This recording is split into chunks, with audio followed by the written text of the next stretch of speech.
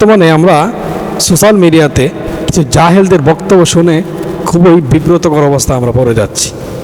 সম্মানিত ইসলাম প্রিয় ভাইয়েরা, কেউ বলতেছে বর্তমান যুগের মুসা নবী, কেউ বলতেছে তার ইশারায় সূর্য ওঠে এবং নিবে, কেউ বলতেছে রোজা আর পূজা একই। এইভাবে একের পর এক বিভ্রান্তকর বক্তব্য যা হৃদয়ে স্পর্শকাতর হয়ে যাচ্ছে। সম্মানিত ইসলাম প্রিয় ভাইয়েরা, এই ধরনের বক্তব্য থেকে আপনাদের ঈমান এবং আমলকে হেফাজত করতে হবে।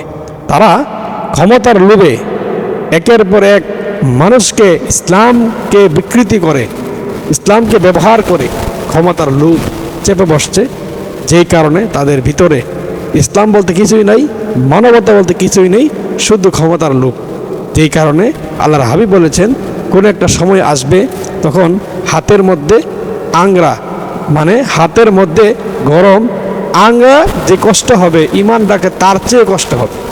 আমরা মনে হয় সেই জামানায় চলে আসছি। তাই আল্লাহ যেন আমাদের ঈমান আমলকে হেফাজত করেন।